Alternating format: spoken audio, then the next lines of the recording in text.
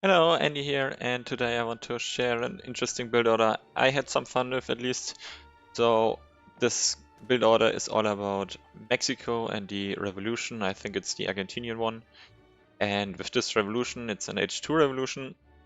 You can build Falconets and you can get them out pretty early.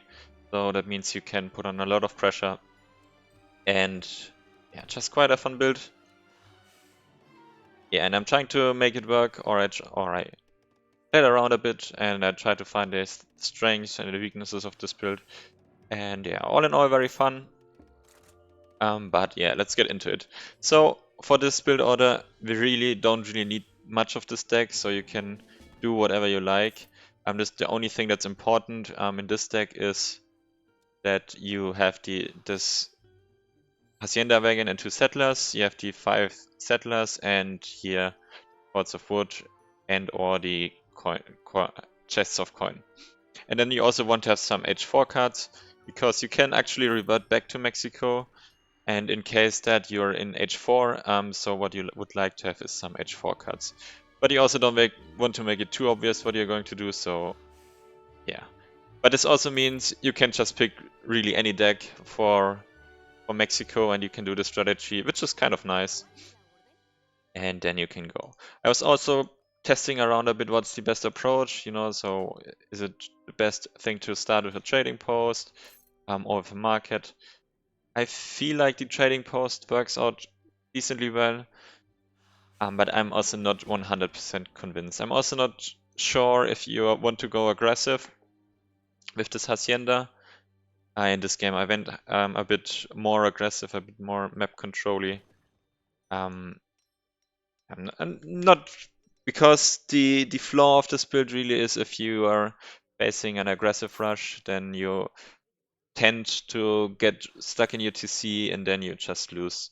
So yeah, so I'm a bit unsure on what's the best approach to counter this. But this build excels against someone who's booming, and this case we are playing against America, which are decently good at booming. So this game is a nice way to feature it. So for H2, you typically go with 14 or 15. In H1, you want to focus on food treasures. If you find them, it speeds up everything a bit and just makes everything a bit smoother.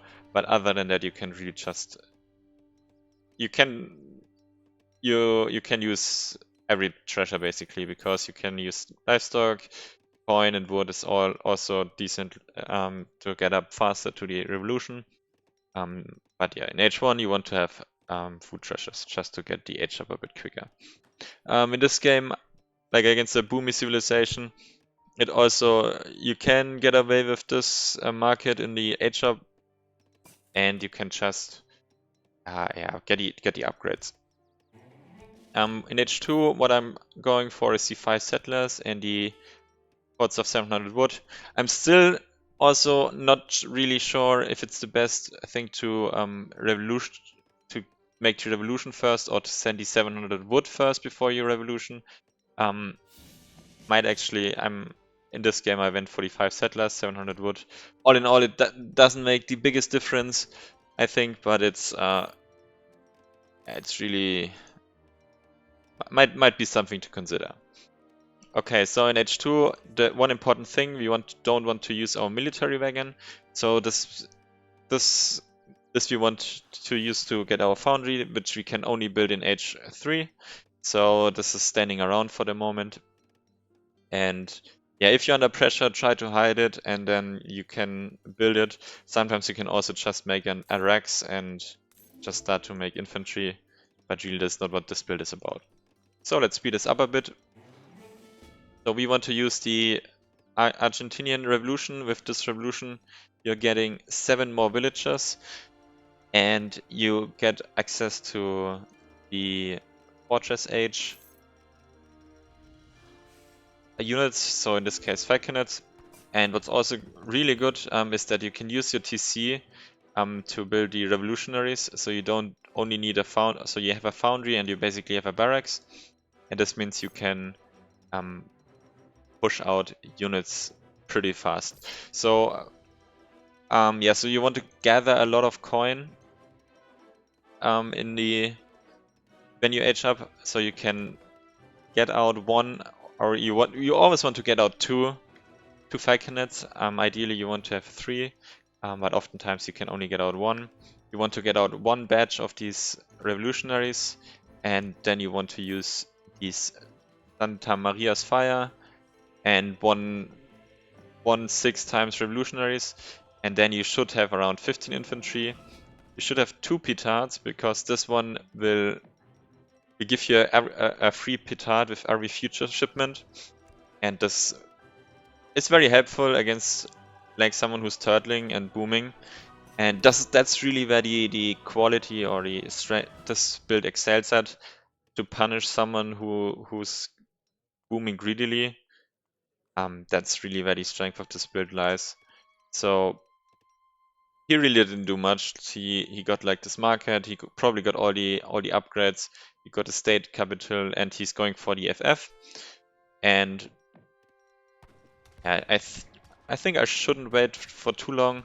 But also, if you're getting caught, and you don't have enough infantry, and you're getting engaged in the middle of the map, then you just die and you lose all your momentum. So I would rather at least wait for this one batch of units to come out, or for these units here, just to have a bit more mass. And also the punch is a bit bigger, because then you also have 2 petards, and these will turn out to be very, very useful. And in taking down the TC, oftentimes what you want to do, I think it's best to focus the TC with this build order. If the enemy lets you go to the TC, then I think it's a good decision to kill the TC, because you can kill it very fast with your Falconett. So you can just set him up here, use them to kill the TC or attack the TC.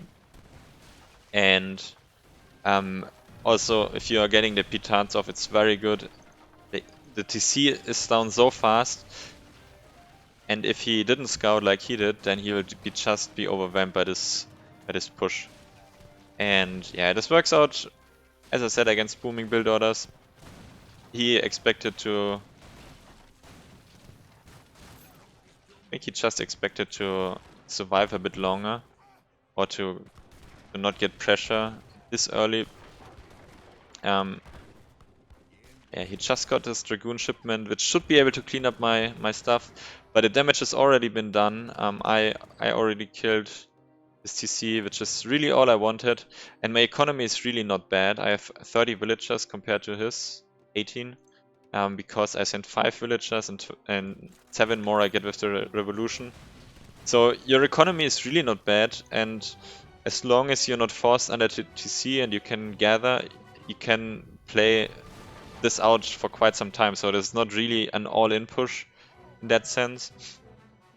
Eventually you have to transition out, so you shouldn't stay too passive, but also don't be afraid to just get back and get some more units. Like here, for example, I'm waiting for my more Falconets. I should also actually transition some to food to just get more of these units out, like more of this infantry mass, to stop my cannons from being overwhelmed. But yeah, I think if you have like these 4 cannons, 2 to 4, they just shred infantry so good, and they need like cavalryns or some answer for this. And yeah. Okay, so basically this is the build order. You want to get out some cannons, you get out some musketeers, and then you do a musketeer cannon push, and you typically can attack at 8 to 9 minutes with a few cannons, a few petards, and around 15 musketeers, which overwhelms booming opponents. The TC is down so fast that they often cannot really react, and yeah. But let's just let's say you're doing some damage. Like this game is over at this point, but let's say, okay, you do some damage, you maybe kill a CC, but you lose your army, and so what are the ways to transition out of this build order? So I think, so if you are on the offensive, this Chipotle tactics, this really gives you a lot of value, because you're getting a lot of food if you're destroying buildings, and you can destroy buildings very fast. But this is also kind of like a win more card. So In this case, I knew I could get away with it because he lets me destroy all his stuff, and he isn't showing any signs of my push, so I'm sending this. Yeah, so what you can also do is you can at one point you send these resource cards, and then you can transition out to H4, which costs 1,250 wood, food, and gold. So it's decently achievable, and it's worth it. And you also, like, if he's committing to H2, or if you kill some villagers and it's like a brawl in H2, you can also just send the Salvadorian coffee card. This gives you so many villagers, so you will not be behind.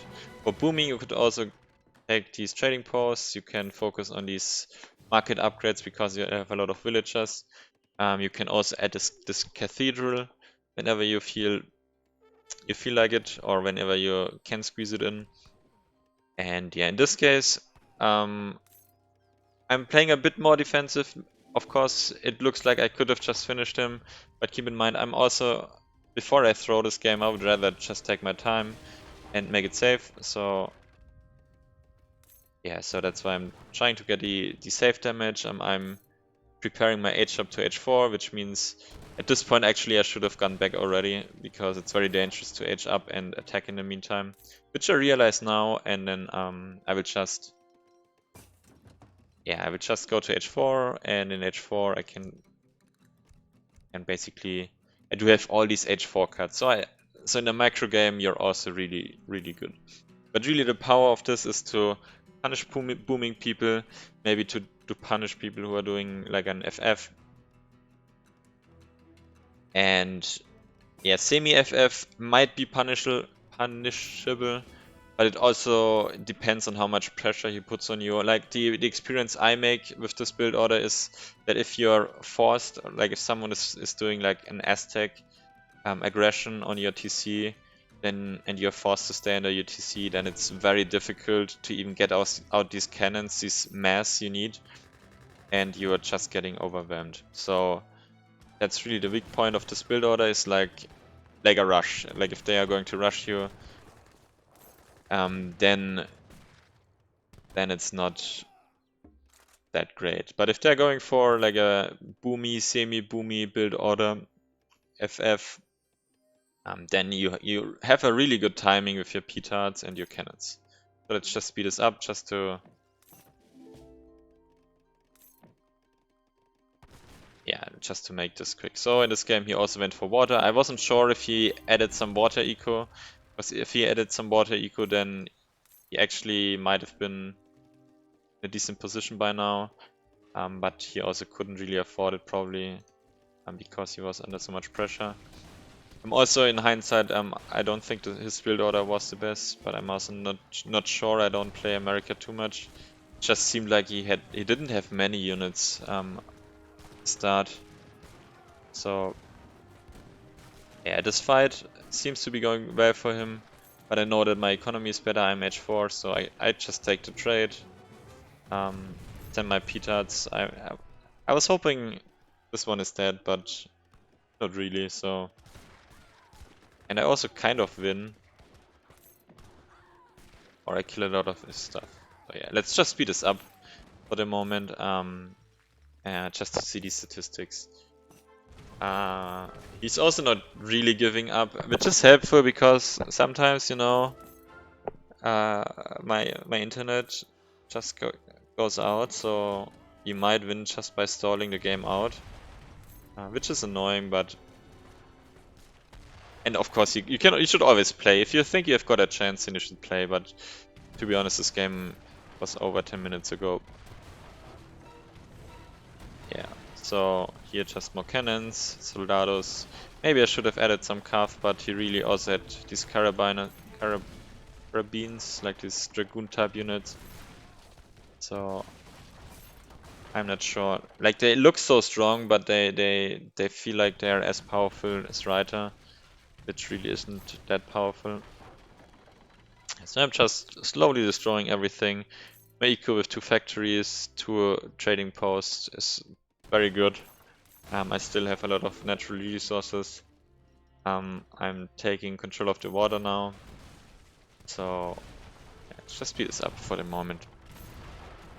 Yeah, and also, so I can in the meantime talk a bit about what you can do in team games.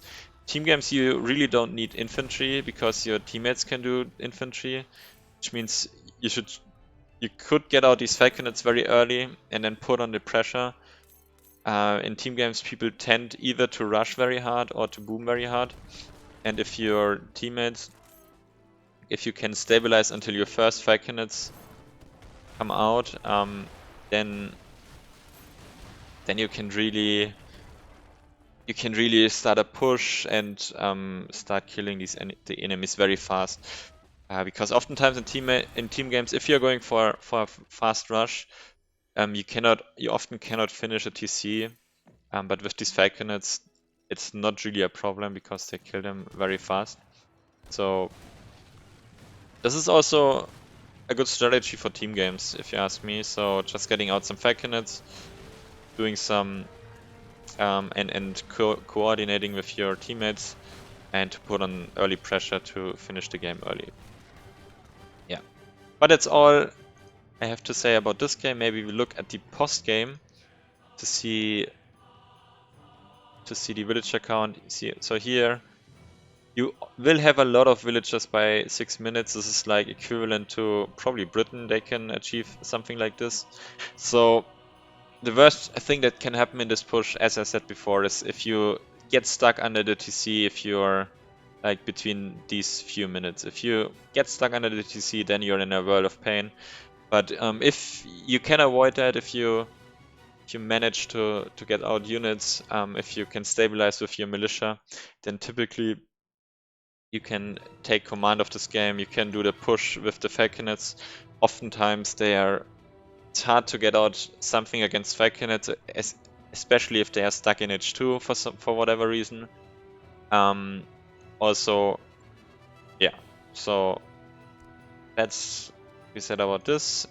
And other than that, I think it's a fun strategy. I had my fun. I also lost quite a few games against rushing civilizations. So yeah, but against booming civilizations, and like it feels very satisfying if you can just walk in with the cannons and they have to charge the infantry into your cannons because they cannot do anything against it. That feels very broken. But then you start the next game and you are going against some aggressive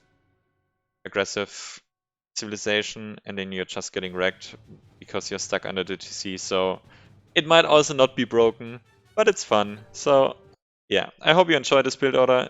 You can test it out. Maybe tell me how it works out for you. And yeah, if you like this kind of video, let me know, subscribe, and see you guys around. Bye bye.